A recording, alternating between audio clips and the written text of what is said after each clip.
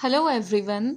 इस वीडियो में मैं आपको CSIR नेट मैथ्स और केमिस्ट्री का पार्ट ए बताने जा रही हूँ दिसंबर 2018 का। तो उसका फर्स्ट क्वेश्चन था a mineral contains a cubic and a spherical cavity.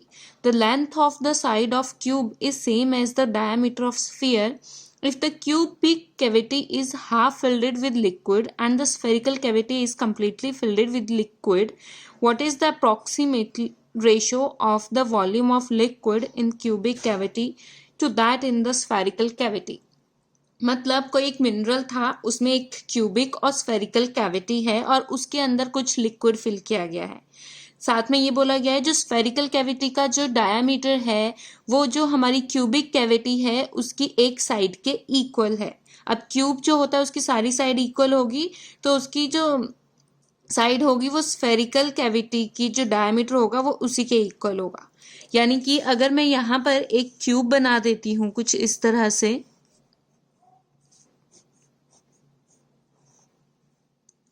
और यहाँ पर ये हमारा एक स्फीयर है, तो इसका जो रेडियस हो, इसका जो डायमीटर है सपोज ए, वो इसकी हर एक साइड के इक्वल होगा। साथ में बोला है कि जो क्यूबिक कैविटी है उसको हाफ फिल्ड किया गया है विद एक लिक्विड के साथ, एंड जो स्फेरिकल कैविटी है उसको फुली फिल्ड किया गया है। तो हमें बताना है what is the approximate ratio of the volume of liquid in cubic cavity to that in the spherical cavity। कुछ नहीं करना है, हमें इन दोनों का वॉल्यूम निकाल के उनका रेशियो बताना है। तो जब हम इसका वॉल्यूम देखेंगे, इसका जो क्यूब होता है उसका वॉल्यूम ए क्यूब होता है, बट ये हाफ फिल्डेड है तो इसका आएगा हाफ ए क्यूब अपॉन में 2। इसका जो वॉल्यूम होता है वो होता है 4/3 पाई आर क्यूब। आर की जगह इधर यहाँ पे आएगा a/2, क्योंकि ये इसका डायमीटर है और रेडियस a/2 हो जाएगा इसका होल क्यूब। अब हमें इसमें बोला है अप्रोक्सीमेटली लिखा हुआ है, इसमें हमें पूरा नहीं बताना है, अप्रोक्सीमेटली बताना है। और रेशियो किसका बताना है, what is the approximate ratio of volume of liquid in cubic to liquid in spherical. तो हम क्या करेंगे, a³/2 अपॉन यहाँ पर 4/3 पाई a³/8 आ जाएगा। जब हम इसको सॉल्व करेंगे हमारा यहाँ से आंसर आएगा। तो इसको सॉल्व करने के बाद हमारे पास आएगा a³/2 multiply by 3 × 8/4 pi a³। अब पाई की जो वैल्यू होती है वो होती है 3.14, तो इसको अप्रॉक्सीमेटली 3 लिख दे तो कोई फर्क नहीं पड़ेगा, तो इसको हम यहाँ पे 3 लिख देंगे। सो a³/2 मल्टीप्लाई बाय 3 × 8/4 × 3 a³। इधर यहाँ पे 2 आ जाएगा, यहाँ 1 आ जाएगा, ये कैंसिल करने के बाद हमारे पास यहाँ पर आ जाएगा 1:1, क्योंकि सारा ये आंसर हमारे पास 1 आ रहा है तो इसका ऑप्शन था ऑप्शन बी, इसका आंसर था। तो 1:1 इसका आंसर था। सो नेक्स्ट क्वेश्चन है हमारा, out of 6 unbiased coins 5 are tossed independently and they all result in heads. If the 6th is now independently tossed the probability of getting head is 1, 0, 1/2, 1/6। So इसका answer है 1/2। कैसे, उसने बोला है कि 6 unbiased coins है जिसमें से 5 को इंडिपेंडेंटली टॉस किया है। जब भी हम किसी चीज को इंडिपेंडेंटली टॉस करेंगे कॉइन को स्पेशली, तो ऑब्वियसली प्रोबेबिलिटी ऑफ हेड भी हाफ आएगा एंड प्रोबेबिलिटी ऑफ टेल भी हाफ ही आएगा। अब नेक्स्ट उसने बोला है कि 6th कॉइन को जब टॉस किया तो वो भी इंडिपेंडेंटली टॉस किया, उसके साथ कोई और टॉस नहीं किया गया कॉइन को। तो बताना है कि जब 6 कॉइन को टॉस किया तो हेड के आने की प्रोबेबिलिटी कितनी है। तो उसमें भी प्रोबेबिलिटी हेड के आने की हाफ ही होगी और टेल के आने की भी हाफ ही होगी, क्योंकि हम एक कॉइन को टॉस कर रहे हैं वो भी इंडिपेंडेंटली, इसके साथ कोई और दूसरा कॉइन टॉस नहीं हो रहा। तो ऑब्वियसली जब कोई भी कॉइन टॉस करेंगे या तो हेड आएगा या टेल आएगा, और दोनों की प्रोबेबिलिटी आधी आधी होगी। मतलब हेड आने की प्रोबेबिलिटी भी 50% है और टेल आने की प्रोबेबिलिटी भी 50% है। तो इसका आंसर था ऑप्शन 3 इस तरह से। Next question is what could the 4th figure in the sequence be. तो हमारे पास ये सीक्वेंस दिया है, हमें 4th फिगर बतानी है। ये 1st फिगर है, ये 2nd है, ये 3rd फिगर है। तो यहाँ पर देखते हैं, तो अंदर वाले में सबसे पहले सर्कल है और फिर अंदर वाले में स्क्वायर है, फिर सर्कल है। यानी कि अब जो नेक्स्ट आएगा वो हमारे पास एक स्क्वायर आएगा। फिर नेक्स्ट में फर्स्ट उससे बाहर वाले में स्क्वायर है, फिर सर्कल है, फिर स्क्वायर है, तो इसका मतलब है यहाँ पर अब सर्कल आएगा। और लास्ट जो थर्ड वाला है इस फिगर में जो थर्ड है हमारे पास लाइंस वो स्क्वायर की हैं, तो इसमें भी स्क्वायर ही आएगा। तो ये तो अभी बन चुका है आधा। अब हम इस एरो का डायरेक्शन देख लेते हैं। इसमें एरो का डायरेक्शन इस तरफ, इन कॉर्नर्स को 1 2 3 और 4 पॉइंट दे देते हैं। 1 2 3 4 2 3 4 1 2 3 4। तो फर्स्ट वाले में एरो का जो डायरेक्शन है वो 1 पोजीशन पे है, सेकंड में सेकंड पोजीशन पे, थर्ड पे थर्ड पोजीशन पे है। तो जो फोर्थ होगा वो फोर्थ पोजीशन पे ही होगा एरो का साइन। तो इस तरह चला गया। अब हमारे पास डॉट देखना है। फर्स्ट में डॉट थर्ड पोजीशन पे है, सेकंड में फोर्थ, थर्ड में फर्स्ट, तो नेक्स्ट वाले में आएगा डॉट सेकंड पोजीशन पे। तो इसके अकॉर्डिंग देखा जाए तो हमारा जो ऑप्शन आएगा वो आएगा ऑप्शन नंबर थर्ड, इसका आंसर था। तो इसका आंसर आएगा ऑप्शन थर्ड। सो हमारा नेक्स्ट क्वेश्चन है question number 4। The average age of A, B and C whose ages integers x, y and z respectively such that x is less than equal to y less than equal to z is 30. If the age of b is exactly 5 more than that of a, what is the minimum possible value of z? मतलब a, b, c हमारे पास कोई 3 persons है, a, b और c हमारे पास कोई 3 persons हैं, जिसमें a की एज जो है वो हमारे पास x दी गई है, b की एज अगर y ले ले तो c की एज आ जाएगी z। और कंडीशन के साथ है कि x जो है वो less than equal to y हो सकता है, y is less than equal to z हो सकता है। और इन सब की जो यानी कि x plus y plus z करेंगे तो उसका जो एवरेज आएगा वो हमारे पास 30 आ रहा है। तो ये क्वेश्चन में दिया हुआ है। साथ में एक और कंडीशन दे दी गई है, if the age of B is exactly 5 more than that of A, यानी कि जो एज ऑफ बी है यानी कि जो y है वो एग्जैक्टली 5 ज्यादा है a की एज से। तो यानी कि y जो है वो x प्लस 5 हो जाएगा। तो हमें क्या करना है, हमें z की वैल्यू निकालनी है। तो इसको हम जो है वो ऑप्शन से करेंगे तो ज़्यादा बेटर रहेगा। और कौन सी मिनिमम वैल्यू निकालनी है z की। और एक कंडीशन भी दी है कि x is less than equal to y is less than equal to z, यानी कि z जो है वो x और y से हमेशा बड़ा ही होना चाहिए या इक्वल होना चाहिए, वो उनसे छोटा नहीं जा सकता। तो अगर हम फर्स्ट ऑप्शन देखें तो हमारे पास z की वैल्यू, हमें ये वैल्यूज दी गई हैं z की, तो z की जो फर्स्ट वैल्यू है वो 31 दे दी गई है। तो अगर हम 31 डाल दे इधर और इनको ऐड कर दे तो यहाँ पर x की जगह तो x ही आएगा, y की जगह x प्लस 5 आएगा, इक्वल टू ये 90 चला जाएगा। तो यहाँ से 2x is equal to 90 minus 36 हो जाएगा। तो 2x की जो वैल्यू आ जाएगी वो हमारे पास आएगी यहाँ से 54 और x की जो वैल्यू आ जाएगी वो आ जाएगी यहाँ से हमारे पास 27। तो यहाँ पर क्या आ गया, x की वैल्यू आ गई, बट यहाँ पे एक कंडीशन भी दी गई है, ये जो y है x की वैल्यू इतनी आ गई तो y की वैल्यू आ जाएगी 27 प्लस 5। और जब 27 प्लस 5 कर रहे तो हमारे पास 32 आ रही है और z की वैल्यू 31 है यहाँ से। बट यहाँ पर ऊपर साफ साफ लिखा था y जो है वो या तो इक्वल होना चाहिए या छोटा होना चाहिए z से, जबकि यहाँ तो y बड़ा जा रहा है। तो यानी कि ऑप्शन 1 जो है वो आंसर नहीं है। सो अब हम ऑप्शन नंबर 2 करके देखते हैं। तो यहाँ पर z की वैल्यू जो है वो 33 दे दी गई है ऑप्शन 2 में, सेम इसी तरह से आएगा। तो यहाँ पर क्या होगा, 33 plus 2x plus 5 is equal to 90 आ जाएगा। यहीं पे मैंने ये वैल्यू डाली है। यहाँ पर ये सॉल्व करने के बाद यहाँ से 2x की वैल्यू आ जाएगी 90 माइनस 38। तो यहाँ से x की जो वैल्यू आएगी वो आएगी 52 और यहाँ से 2x की वैल्यू 52, तो x की वैल्यू जो आएगी यहाँ पर वो आएगी 26। अब यहाँ पे x की वैल्यू 26 आ रही है तो z की वैल्यू देख लेते हैं। z की वैल्यू आएगी यहाँ से y की जो वैल्यू देख लेते हैं, y की वैल्यू आएगी x प्लस 5। 26 प्लस 5 करेंगे तो 31 आएगा और z की वैल्यू जो थी वो 33 आ रही है। ये वाला ऑप्शन है ये सारी कंडीशन को फिल कर रहा है, इस कंडीशन को भी फिल कर रहा है। इसका सम करेंगे तो आंसर जो है वो 90 आ रहा है।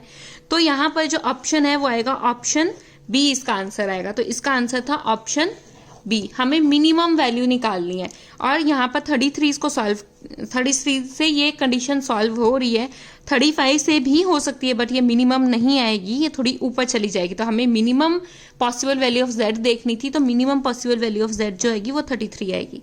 अगर हम 35 लेते हैं z की वैल्यू, तो वो हमेशा 33 से ग्रेटर है, तो वो बढ़ी जाएगी। नो डाउट वो भी सॉल्व करेगा इस इक्वेशन को, इस वाली इक्वेशन को ये भी सॉल्व करेगा सारी कंडीशन के साथ, बट हमें मिनिमम निकालना था, तो 33 इसका आंसर आएगा। नेक्स्ट क्वेश्चन है, what is the total number of parallelograms in the given figure. तो हमें बताना है इस गिवन फिगर में टोटल नंबर ऑफ पैरेललोग्राम्स जो हैं वो कितनी है। तो इसको हम काउंट करते हैं। सबसे पहले हम ऊपर वाले से स्टार्ट करते हैं और सिंगल सिंगल काउंट करते हैं, उसके बाद हम डबल काउंट करेंगे, उसके बाद जो ट्रिपल्स होंगे वो काउंट करेंगे। तो सबसे पहले हम जो है वो सिंगल वाले काउंट करके देख लेते हैं। तो सिंगल देखते हैं ऊपर, सिर्फ यहाँ से लेके यहाँ वाली तक में। तो एक तो आ गया ये वाला एक, यह आ गया दूसरा सिंगल, यह आ गया तीसरा सिंगल। अभी तो ये इस तरफ को है, तो इस तरफ से भी तो देखेंगे। तीसरे के बाद ये आ गया फोर्थ और ये आ गया फिफ्थ सिंगल। तो 5 जो है वो सिंगल वाले हैं। अब हम डबल वाले देखते हैं, डबल वाले कितने हैं। तो डबल वालों के लिए ये एक आ गया, ये वाला एक डबल, ये एक डबल ये आ गया, और एक डबल यहाँ से ये वाला आ गया। ये तो इस तरफ से था, ऑपोजिट भी तो देखना होगा, तो एक डबल आ जाएगा यहाँ से ये वाला। तो 3 आ गए जो है वो डबल वाले जो हैं वो 3 हैं। अब हम देखते हैं ट्रिपल वाले कितने हैं, जो एकदम ट्रिपल वाले। तो ये तो एक आ गया ये ट्रिपल वाला, और कोई ट्रिपल वाला नहीं है ऊपर, तो एक जो है वो ट्रिपल वाला है। तो ये टोटल कितने हो गए यहाँ पर, ये हो गए 9। सो यानी कि ऊपर वाले में 9 है, सिंगल डबल और ट्रिपल वाले। तो नीचे वाले में भी तो 9 ही होंगे, क्योंकि दोनों एग्जैक्ट फिगर्स हैं। तो ये तो हो गया ऊपर वाले का अलग से, नीचे वाले का अलग से। अब हम क्या करेंगे, हम लोग इस पूरी फिगर में देखेंगे पूरी फिगर में कितने हैं। तो पहले सबसे पहले सिंगल वाले पैरेललोग्राम्स देख लेते हैं पूरी फिगर में। तो यहाँ पर फर्स्ट आ गया ये सिंगल वाला 1, यह आ जाएगा 2, और ये आ जाएगा हमारे पास थर्ड, ये आ जाएगा हमारे पास सिंगल सिंगल वाला इस तरह से। बट ये तो यहाँ पे इस तरह से, अब हमें ऑपोजिट साइड से भी सिंगल वाले को देखना है। तो वो एक बार फिर देख लेते हैं कि ऑपोजिट साइड से किस तरह से आएगा। अब जो बाकी के जो ये 3 वाले तो सिंगल हो गए, जो बाकी वाले वो देख लेते हैं वो किस तरह से हमें दिखेंगे। तो यहाँ पर देखना, दोनों को मिला के देखना है। तो ये आ जाएगा 1 सिंगल, ये आएगा 4, ये वाला आ जाएगा हमारे पास 1 सिंगल 5, और यहाँ पर भी 1 सिंगल, ये आएगा 6, और 1 सिंगल आ जाएगा यहाँ पर 7। तो दोनों को मिला के सिंगल वाले तो जो हो गए वो हो गए 7, सिंगल वाले 7 हो गए। अब हम क्या करते हैं, अब डबल वाले देख लेते हैं। तो एक डबल वाला आ गया ये वाला 1, और दूसरा डबल आ जाएगा ये वाला। तो जो डबल वाले हैं वो 2, डबल वाले जो हैं वो 2 हैं। तो यानी कि सिंगल वाले जो 7 आ गए, डबल वाले 2 आ गए। इसके अलावा और यहाँ पर कोई भी पैरेललोग्राम नहीं है। तो यहाँ पर ये भी टोटल हो गए 9, ये वाले पैरेललोग्राम्स भी हो गए 9। तो यहाँ ऊपर से 9 आए थे, नीचे से 9 आए थे, और इधर टोटल मिला के भी 9 आए। तो 9 + 9 + 9 जब हम करेंगे तो हमारे पास आंसर आ रहा है 27। सो इसका जो ऑप्शन था वो था ऑप्शन ए ऑप्शन था इसका, मतलब फर्स्ट वाला ऑप्शन था 27 इसका आंसर था। क्वेश्चन नंबर 6 का जो आंसर था वो 27 था, यानी कि ऑप्शन ए इसका आंसर था। क्वेश्चन नंबर 5 जो है वो पाई चार्ट और बार ग्राफ टाइप का क्वेश्चन है। उसमें हमारा क्वेश्चन क्या है, percentage wise distribution of all science student in a university is given in the pi diagram. तो पाई डायग्राम में हमें पूरी साइंस स्टूडेंट का जो है वो परसेंटेज दिया गया है। The bar chart show the distribution of physics student, और यहाँ पर हमें डिस्ट्रीब्यूशन शो किया गया है ओनली फिजिक्स स्टूडेंट्स का। तो हमें बताना है where a student take 1 and only 1 sub areas. तो ये हमें सब एरियाज बताए गए हैं, और एक स्टूडेंट एक ही सब एरिया ले सकता है, इससे ज़्यादा नहीं। तो हमें बताना what percent of total science student is girl studying in quantum mechanics. हमें बताना है कि जो टोटल साइंस के स्टूडेंट्स हैं उसका कितना परसेंट जो है वो क्वांटम मैकेनिक्स में गर्ल स्टडी कर रही है। तो सबसे पहले हमें टोटल स्टूडेंट्स निकालने पड़ेंगे। उसके लिए हम क्या करेंगे, हमें यहाँ पे स्टूडेंट नंबर ऑफ स्टूडेंट्स दिए हुए हैं, फिजिक्स के नंबर ऑफ स्टूडेंट दिए गए हैं। अगर हम इन सबको ऐड कर देते हैं तो हमारे पास टोटल जो फिजिक्स के स्टूडेंट आ जाएंगे वो हमारे पास आएंगे। इन सबको ऐड करने के बाद हमारे पास आएगा 1600 और 20% था टोटल का। अगर हम टोटल ले लें, x स्टूडेंट है और x का 20% निकाल लें तो वो हमारे पास आ रहा है 1600।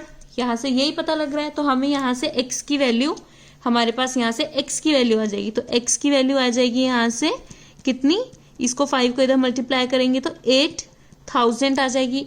अब हमें बताना है कि क्वांटम मैकेनिक्स में कितनी परसेंटेज ऑफ गर्ल पढ़ रही हैं।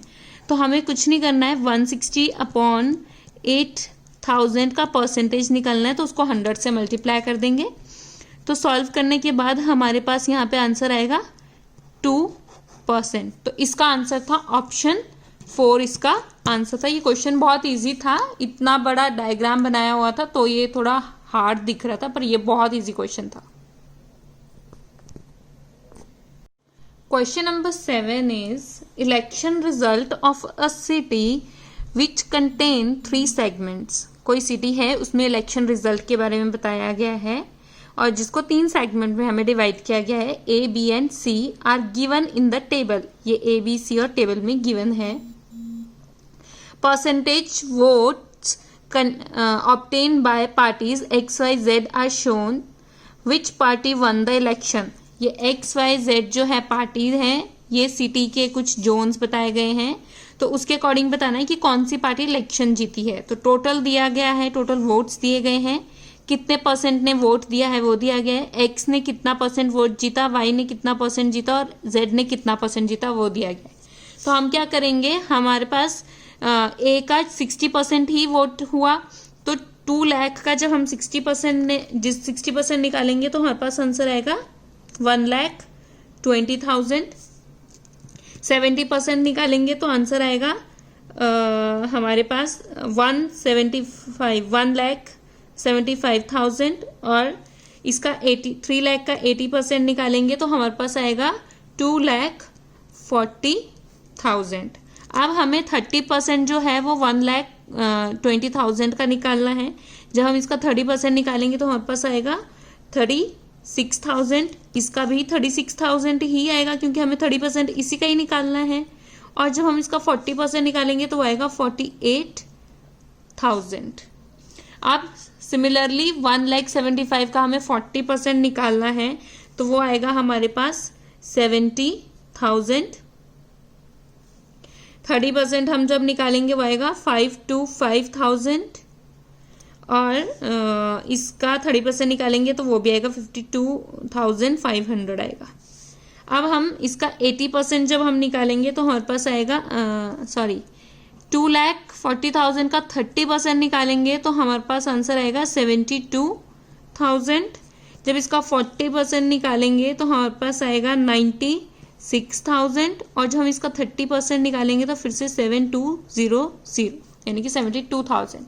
इन सबको जब हमने ऐड किया तो हमारे पास आंसर आ रहा है 178,000।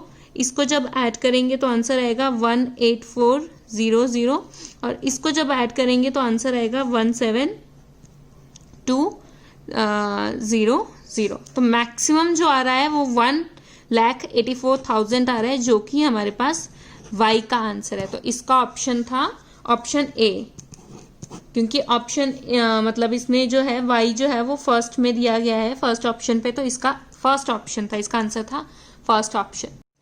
सो हमारा नेक्स्ट क्वेश्चन नंबर 8 है। The diagram shows the dimension in centimetre of a Zircon crystal having a square prism and 2 identical square pyramids. What is the volume of crystal.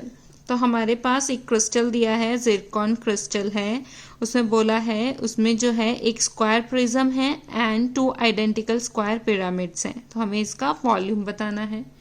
तो ये कुछ इस तरह से मिलकर बना हुआ है ये चीज़। तो इसमें ये जो है ये हमारे पास क्या चीज़ दी हुई है, ये जो जिरकॉन है इसके ऊपर इसको ये जो ये वाला पिरामिड है ये इसके ऊपर लगाया है, तो इस तरह से ये एक प्रिज्म बनेगा। तो ये प्रिज्म जो है वो यहाँ पर हमारे पास एक क्यूबॉइड की शेप में है, जिसमें हमारे पास इसके डायमेंशन दिए 3 1 3 1 3 1 1। तो इसका जो वॉल्यूम होएगा वो होएगा L into B into H, तो length into breadth into height, तो 1 इंटू 1 इंटू 3 करके आ जाएगा, तो ये आ जाएगा 3 सेंटीमीटर क्यूब।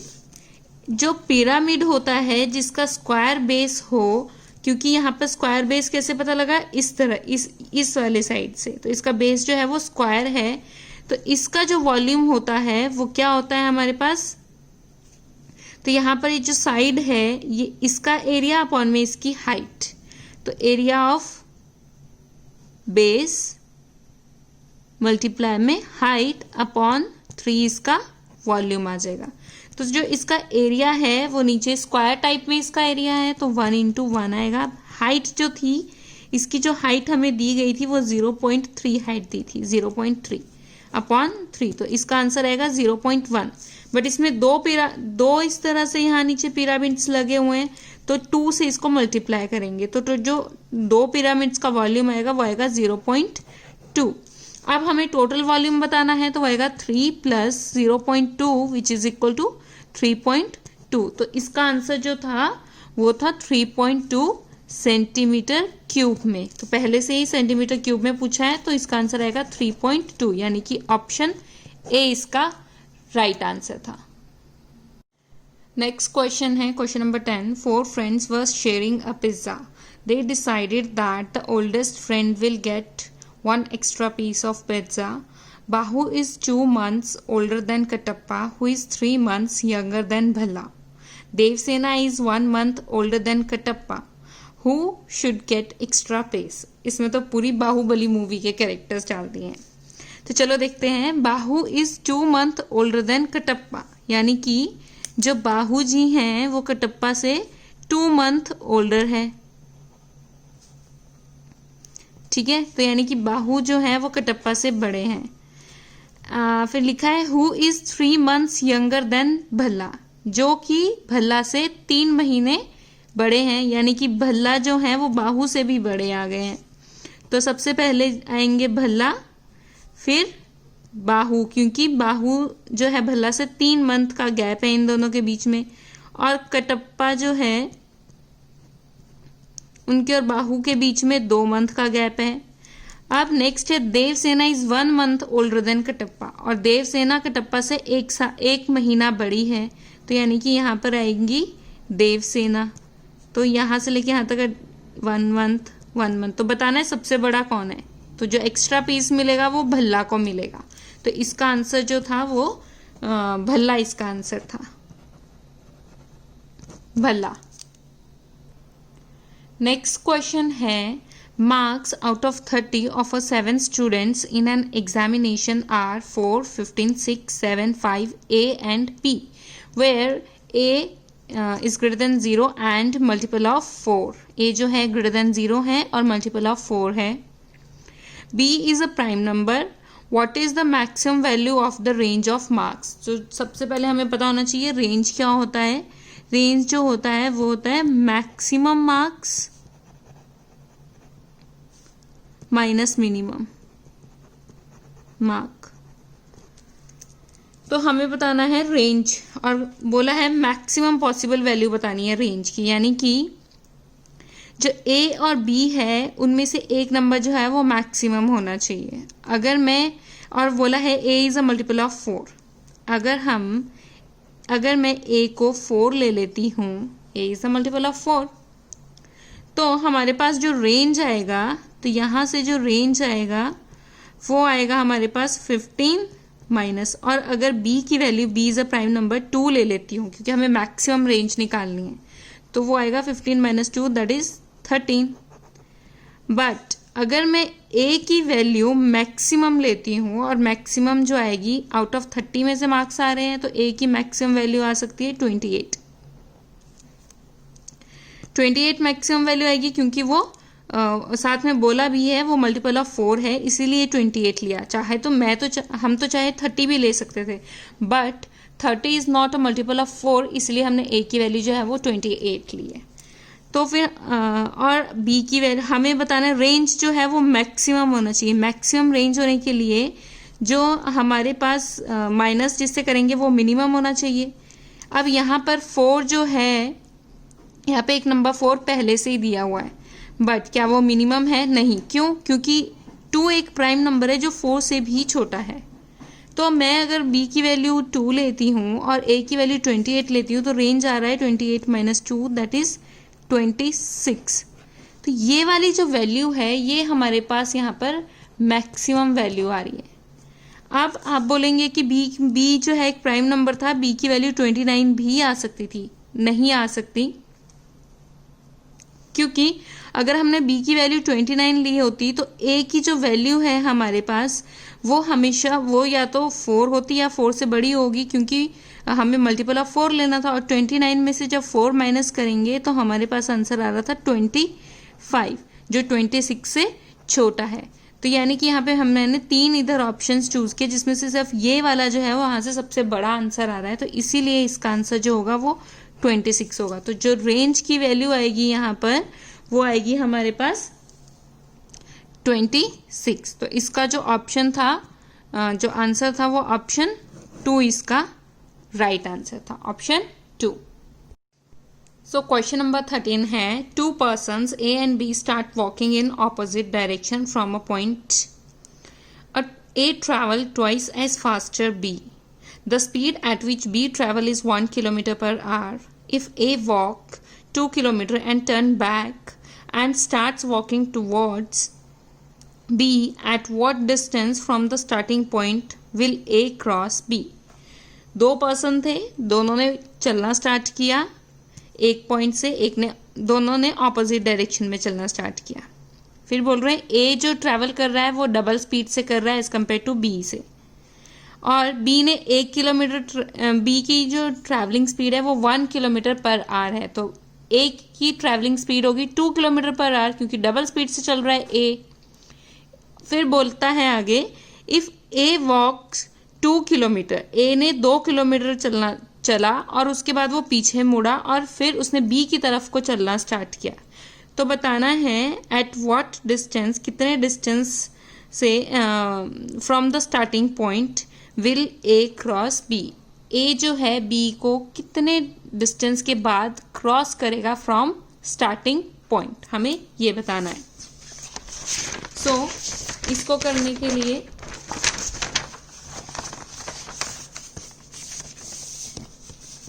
हम क्या करते हैं, यहाँ पे एक लाइन ड्रॉ करते हैं और ये वो पॉइंट है जहाँ से ए और बी ने चलना स्टार्ट किया। ए ने इस डायरेक्शन में और बी ने इस डायरेक्शन में चलना स्टार्ट किया। जब ए ने 2 किलोमीटर का डिस्टेंस कवर किया तो बी ने 1 किलोमीटर का डिस्टेंस कवर किया था। फिर जब ए जो है 2 किलोमीटर के पास पहुंचा तो उसने पीछे की तरफ को चलना स्टार्ट किया। ये 2 किलोमीटर उसने 1 आवर में किया है, तो ये भी इसने 1 आवर में किया है बी ने।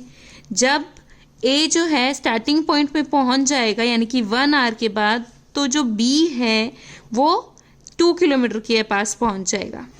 फिर बी ने फिर चलना स्टार्ट किया आगे को और ए ने भी चलना स्टार्ट किया है। ए 1 घंटे के बाद 2 किलोमीटर के पास पहुंच गया और जो बी था वो 1 घंटे के बाद 3 किलोमीटर के पास पहुंच जाए। अब ए जो है फिर चलना स्टार्ट करेगा आगे को, तो जो बी 1 किलोमीटर के बाद 1 घंटे में जो ए है वो कवर करेगा 4 किलोमीटर का डिस्टेंस और जो बी है वो भी 4 कवर कर लेगा।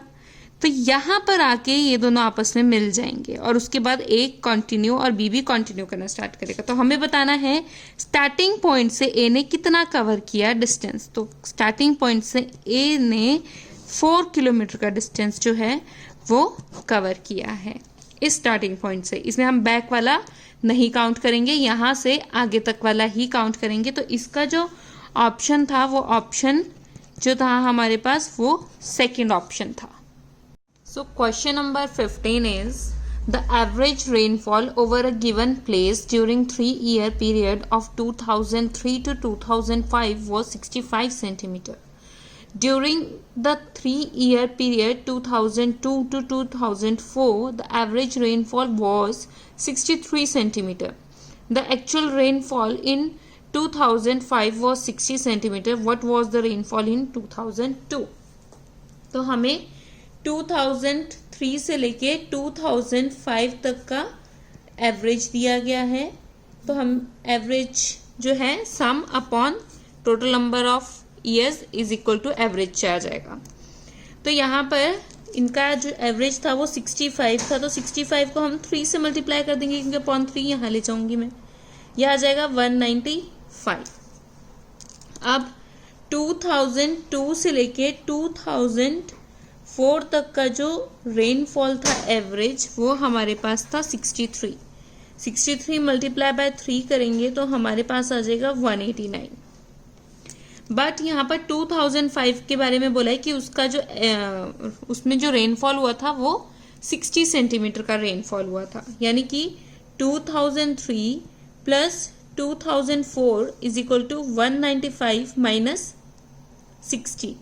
सो यहाँ से हमारे पास जो आंसर आएगा वो 135 आएगा। अगर 3 और 4 का 135 ऐड करके आ रहा है तो इसकी जगह हम 135 लिख सकते, तो यहाँ से 2003 का आ जाएगा 189 माइनस 135। तो जो 2002 में जो रेनफॉल हुआ वो 189 माइनस 135 हुआ विच इज इक्वल टू 54। सो इसका जो हमारे पास ऑप्शन था वो 54 सेंटीमीटर इसका आंसर था, विच इज ऑप्शन सी इसका आंसर था। नेक्स्ट है 16th question. In a 4 consecutive day schedule, 4 pilots flew flights each on a different day. 4 pilots हैं, consecutive days हैं और different day जो है वो फ्लाइट को फ्लू करते हैं। Mister A was scheduled to work on Monday. Mister A जो थे उनको मंडे को काम करना था, but he switched with mister B. But उन्होंने क्या किया, मिस्टर बी के साथ जो है वो स्विच कर दिया, यानी कि अब मिस्टर बी जो है वो मंडे को काम कर रहे हैं और जो मिस्टर ए हैं वो हमारे पास वेंसडे को काम करे। क्यों? क्योंकि mister B who was originally worked on Wednesday, तो यहाँ पर वेंसडे आ जाएगा। नेक्स्ट इज मिस्टर सी।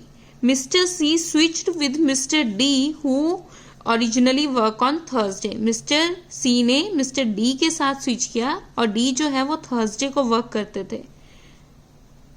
तो अब कंसेक्यूटिव डे थे, तो कंसेक्यूटिव डे में तो मंडे फर्स्ट डे आ रहा है और थर्सडे जो है वो लास्ट है, तो मंडे ट्यूसडे बीच में आएगा और एक वेंसडे बीच में आएगा, तो ही कंसेक्यूटिव डेज होंगे। तो यहाँ पे वेंसडे आ चुका है, मंडे आ चुका है, थर्सडे आ चुका है। अब हमें ट्यूसडे देखना है। ए हो चुका है, बी हो चुका है, सी। तो जो मिस्टर डी हैं वो ट्यूसडे को वर्क करेंगे, तो इसका आंसर था मिस्टर डी। मिस्टर डी जो है वो ट्यूसडे को वर्क करेंगे, तो इसका जो ऑप्शन था वो ऑप्शन सेकंड इसका राइट आंसर था। क्वेश्चन नंबर 17 है, after 6 gram of carbon is completely burned in an atmosphere of 40 gram of oxygen, the percentage oxygen left is. हमें बताना है कितनी ऑक्सीजन का परसेंट जो होगा वो बचेगा। तो सबसे पहले हमें पता है कि जो 12 ग्राम ऑफ कार्बन होता है वो इक्वल होता है 1 मोल ऑफ कार्बन के। इसका क्या मतलब हुआ, gram molecular weight of carbon is 12 ग्राम। इसका ये मतलब हुआ था, मतलब मॉलिक्यूलर वेट ऑफ कार्बन जो होता है वो 12 ग्राम होता है। अब 12 ग्राम ऑफ कार्बन में 1 मोल होता है, तो 1 ग्राम में कितना होगा 1/12, और हमें कितना दिया था 6 ग्राम, तो 6 ग्राम में होगा 6/12 which is equal to 1/2 which is 0.5 mole. अब जैसे कार्बन का हुआ वैसे ही ऑक्सीजन एटम का भी होता है। तो ऑक्सीजन का जो होता है वो 32 ग्राम ऑफ ऑक्सीजन जो होता है उसमें 1 मोल ऑफ ऑक्सीजन, मतलब gram molecular weight of oxygen जो होगा वो 32 ग्राम होता है। और हमें पता है जब कार्बन के साथ ऑक्सीजन कंबाइंड होती है तो हमें CO2 मिलता है। तो यहाँ पे बोला गया है कि 1 मोल, यहाँ से 1 mole of carbon react with 1 mole of oxygen, कि 1 मोल जो है कार्बन का वो 1 मोल ऑफ ऑक्सीजन के साथ कंप्लीटली रिएक्ट, जब रिएक्ट होगा तो वो कंप्लीटली बर्न्ड होगा, यानी कि 0.5 mole of carbon react with 0.5 mole of oxygen.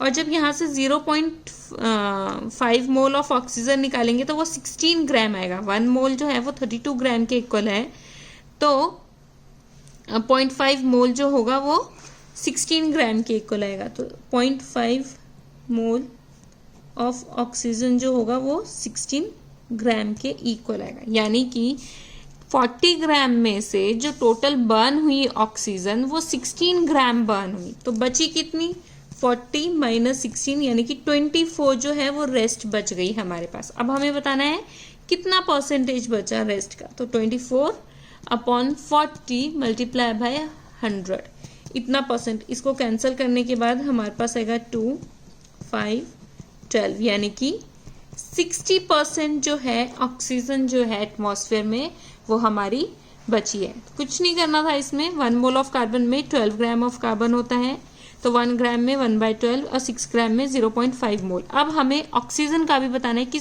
Oxygen के 0.5 मोल में कितने ग्राम होंगे।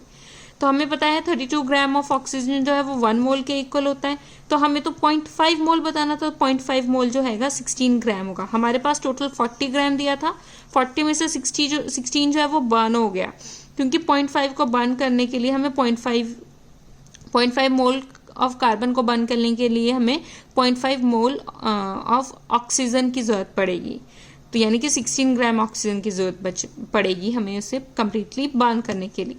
तो यहाँ से जो हमने 40 में से 16 माइनस किया तो हमारे पास जो आंसर आएगा वो हमारे पास 24 आएगा। 24 बताना था हमें कि वो कितना परसेंट होगा टोटल का, तो वो 60% होगा टोटल का। क्वेश्चन नंबर 18 है, What fraction of the equilateral triangle shown below with 3 identical sectors of a circle is shaded? मतलब कि ये अनशेडेड रीजन है अपॉन में एरिया ऑफ ट्रायंगल जो है हमें उसका फ्रैक्शन बताना है कि वो कितना होगा। जो अनशेडेड रीजन आएगा वो कैसे आएगा, area of triangle minus area of these shaded sector. तो सबसे पहले, और हमें पता है इक्विलेटरल ट्रायंगल है, तो एरिया ऑफ इक्विलेटरल ट्रायंगल जो होता है वो होता है √3/4 इंटू साइड स्क्वायर। अगर इस साइड का ए ले लेते हैं, अब इक्विलेटरल ट्रायंगल है तो हर साइड इक्वल होगी, तो एरिया ऑफ ट्रायंगल आएगा 1/√3/4 इंटू में ए स्क्वायर। अब एरिया ऑफ शेडेड रीजन देख लेते हैं। अब यहाँ पर जो इक्विलेटरल ट्रायंगल होती हैं उनका जो एंगल्स होते हैं वो सेम होते हैं, तो ये भी एंगल 60 डिग्री, ये भी 60 डिग्री और ये भी 60 डिग्री। तो जो ये इसकी रेडियस होगी वो हमारे पास a/2 आएगी, इसकी भी a/2 और इस वाले की भी a/2। तो जो एक का एरिया निकलेगा वही बाकी दो का भी निकल जाएगा, तो हम 3 टाइम्स ले लेते हैं, 3 टाइम्स। और हमें पता है ये सेक्टर शो हो रहा है एक, तो एरिया ऑफ सेक्टर जो होता है θ/360 डिग्री इंटू πr स्क्वायर। तो इधर थीटा की वैल्यू 60 है, तो 3 इंटू 60/360 इंटू पाई। आर की वैल्यू a/2 है, a/2 होल स्क्वायर, इसलिए टोटल कैंसिल करके 2 आ जाएगा। तो यहाँ पर आएगा हमारे पास πa² अपॉन 8। अब हमें क्या करना था, अनशेडेड रीजन का एरिया निकालना है, वो आएगा √3/4 a स्क्वायर माइनस π/8 इंटू में a स्क्वायर, यह आ जाएगा अपॉन एरिया ऑफ ट्रायंगल। ये तो अनशेडेड रीजन का आ गया, अपॉन एरिया ऑफ ट्रायंगल आएगा हमारे पास √3/4 इंटू a स्क्वायर। अब हम क्या करते हैं, इधर a स्क्वायर को √3/4 इंटू a स्क्वायर कॉमन ले लेते हैं, तो हमारे पास आएगा, जब हमने इधर से कॉमन लिया तो ये टोटल टर्म कैंसिल हो जाएगी यहाँ पे, किस तरह से, √3/4 इंटू a स्क्वायर जब कॉमन लिया तो अंदर बचेगा 1 माइनस π/2, और यहाँ पर हम √3 कॉमन ले रहे तो यहाँ पर √3 भी आएगा अपॉन में इंटू √3/4 इंटू a स्क्वायर से इससे ये कैंसिल हो जाएगा, तो आंसर हमारे पास ये बचेगा। तो ये इसका जो है वो हमारे पास आंसर आएगा 1 माइनस π/2√3। सो इसका ऑप्शन था ऑप्शन ए, इसका आंसर है। Question number 19 is how many different salad can be made from cucumber, tomatoes, onion, beetroot and carrots? तो हमारे पास 5 चीज़ें दी गई हैं, 5 में से हम 5 चीज़ें भी यूज़ करके एक टाइप का सैलेड बना सकते हैं। फिर अगर 5 में से सिंपल 4 चूज़ करें तो सैलेड बन सकता है, 5 में से सिर्फ 3 ही चूज़ करें तो डिफरेंट सैलेड बनेगा, 5 में से 2 चूज़ करें तो भी डिफरेंट, और 5 में से 1 चूज करें तो भी डिफरेंट सैलेड बनेगा। 0 चूज करने का कोई मतलब ही नहीं है इधर। सो यहाँ पर जब हम इसको सॉल्व करेंगे तो हमारे पास आएगा 1, 5c5 is 1, 5c4 is 5, 5c3 is 10, 5c2 is 10 and 5c1 is 5। जब इन सबको हमने ऐड किया तो आंसर आ रहा है हमारा 31। तो इसका जो ऑप्शन था वो था ऑप्शन 31 वाला ऑप्शन। अगर आपको मेरी वीडियो अच्छी लगी हो तो प्लीज़ मेरी वीडियो पे कमेंट करना मत भूलिएगा, इसे लाइक और शेयर करना भी मत भूलिएगा। और अगर आपको और वीडियो भी देखनी है और अगर आप चाहते हो कि और मैं कंटेंट डालूँ तो प्लीज़ ये कमेंट सेक्शन पे ज़रूर लिख के बताइएगा। और अगर आपको इस वीडियो में कुछ समझ नहीं आया हो तो वो भी आप मुझे कमेंट सेक्शन पे लिख के बता सकते हैं। Thank you so much.